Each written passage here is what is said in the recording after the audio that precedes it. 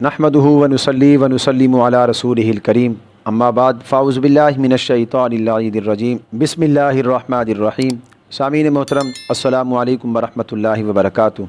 अल्हम्दुलिल्लाह आज हमारी 17वीं तरावी थी।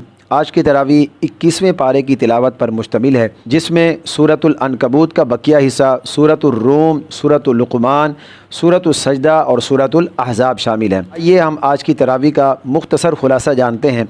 अपनी गुफ्तगू शुरू करने से पहले आप तमाम सामीन और नाज़रीन से हमारी गुजारिश है कि अगर आपने अभी तक हमारे यूट्यूब चैनल को सब्सक्राइब नहीं किया तो सदका जारिया तबलीग दीन के लिए हमारे यूट्यूब चैनल को सब्सक्राइब ज़रूर कीजिए। हमारे फेसबुक पेज को लाइक और फॉलो ज़रूर करें और हमारी वीडियो को लाइक और शेयर ज़रूर कीजिए। 21वें पारे की इब्तदा में अल्लाह रब्बुल इज़्ज़त अपने प्यारे महबूब अलैहिस्सलातु वस्सलाम को इरशाद फरमाता है कि ए महबूब, आप किताबुल्लाह की तिलावत फ़रमाएँ और नमाज कायम फ़रमाएँ। बेशक नमाज बेहयाई और बुरी बात से मना करती है, लिहाजा अल्लाह के हुक्म के मुताबिक जो शख्स अच्छी तरह नमाज अदा करता है वो एक ना एक दिन बुराइयों को छोड़ देता है। जिसकी नमाज उसको बेहयाई और बुरी बातों से ना रोके तो वो नमाज ही नहीं है। तो हज़रात मोहतरम, हमें चाहिए कि हम नमाज को सही तरीके से अदा करें। अल्लाह फरमाता है कि ये कुफ़ार अज़ाब की जल्दी करते हैं तो अज़ाब ज़रूर आएगा, लेकिन उसका एक वक्त मुकर्रर है, वो अचानक आएगा। जहन्नम उनको उनके आमाल की वजह से घेरे हुए है और ये अज़ाब का मज़ा ज़रूर चखेंगे। हर नफ्स ने मौत का जायका चखना है। उसके बाद सब के सब अल्लाह के हुजूर पेश होंगे। इसके बाद सूरतुल रूम शुरू होती है। मक्की सूरत है, इसमें 60 आयात 6 रुकू हैं। इस सूरत में रूमियों के मगलूब होने और बाद में गालिब आने की पेशनगोई की गई। रूमी मगलूब होने के 7 साल बाद ईरानियों पर गालिब आए। इसी साल 2 हिजरी में मुसलमानों को जंग बदर में फ़तह नसीब हुई। अल्लाह ने फरमाया कि रोज़े क़यामत मोमिन और काफिर अलग कर दिए जाएंगे। ईमान वालों की जन्नत में खातिरदारी की जाएगी। कुफार जहन्नम के अजाब में गिरफ्तार होंगे और उनके अजाब में कोई कमी भी नहीं की जाएगी। अल्लाह रब्बुल इज़्ज़त इरशाद फरमाता है, सिर्फ मुझसे डरो, नमाज कायम करो और मुशरिकों से ना हो।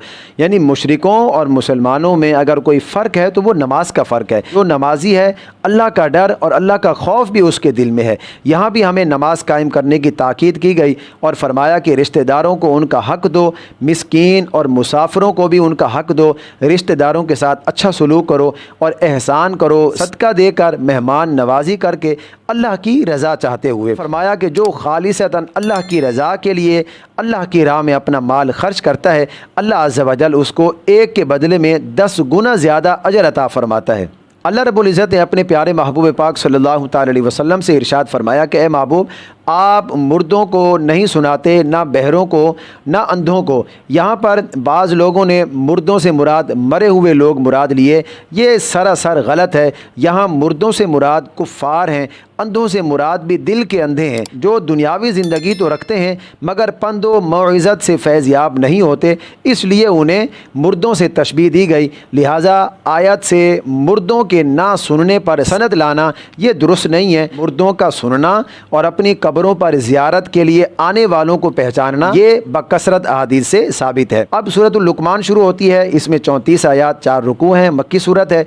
इस सूरत के नुज़ूल का सबब यह है कि मुशरिकीन हुज़ूर की खिदमत में आए और सवाल किया कि आप हमें लुक़मान और उसके बेटे के मुतालिक फ़रमाएँ। तो अल्लाह ने फिर ये सूरत नाजिल फरमाई। अल्लाह ने इस सूरत की इब्तदा में उन लोगों की तारीफ़ फरमाई जो नमाज कायम करते हैं, ज़कात देते हैं, यौम आखिरत पर यकीन रखते हैं। अल्लाह फरमाता है यही लोग अपने रब की हिदायत पर हैं और यही लोग कामयाब होंगे। इसके बाद हज़रत लुक़मान का ज़िक्र फरमाया।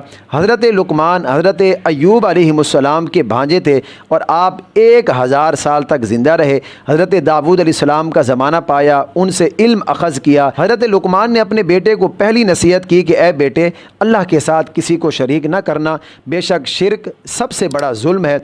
अल्लाह फरमाता है हमने इंसान को ताकीद फरमाई उसके माँ बाप के बारे में और उसकी माँ ने उसको पेट में रखा, कमज़ोरी पर कमज़ोरी झेलती हुई और उसका दूध छूटना 2 बरस में है। यहाँ अल्लाह ने वालिदैन के हुकूक के बारे में हमें हुक्म दिया कि उनका एहतराम किया जाए और तुम्हारी माँ ने तुम्हारी परवरिश के दौरान और हमल के दौरान जो तकलीफ़ें उठाई हैं उसका कोई नेमुल बदल नहीं है। लिहाजा जहाँ तुम मेरी इबादत करते हो तो वहाँ अपने माँ बाप का भी हक़ अदा करो। हज़रत लुक़मान ने अपने बेटे को दूसरी नसीहत की कि बुराई अगर राई के दाने के बराबर भी क्यों ना हो, वो पहाड़ों के नीचे हो, आसमानों की बुलंदियों में छुपी हो, लेकिन वो अल्लाह से नहीं نہیں چھپ سکتی، روز قیامت اس کا پورا پورا بدلہ دیا جائے گا۔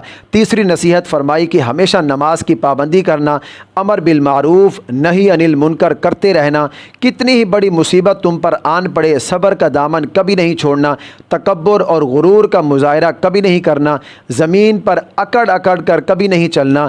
اللہ کو زمین پر اکڑ کر چلنے والے بالکل پسند نہیں ہیں، اور اپنی آواز کو پست رکھنا، سب آوازوں سے بری آواز گدھے کی ہے، شور مچانا، آواز بلند کرنا یہ مکروہ اور ناپسندیدہ عمل ہے۔ نبی اکرم صلی اللہ تعالی علیہ وسلم کو بھی نرم آواز سے کلام کرنا پسند تھا، اور سخت آواز سے بولنے کو آپ ناپسند فرماتے تھے۔ اس کے بعد پھر سورۃ السجدہ شروع ہوتی ہے۔ یہ مکی سورت ہے، اس میں 30 آیات 3 رکوع ہیں۔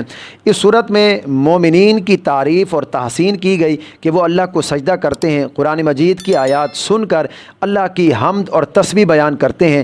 اس سورت میں اللہ رب العزت نے روز قیامت کے وقت کی مقدار ارشاد فرمایا اس کی مقدار 1000 سال کے برابر ہوگی دنیا کے حساب سے، اور بعض کے لیے 50,000 سال کا دن ہوگا، اور حدیث میں آتا ہے کہ مومن کے لیے روز قیامت ایک فرض نماز کے وقت سے بھی ہلکا ہوگا۔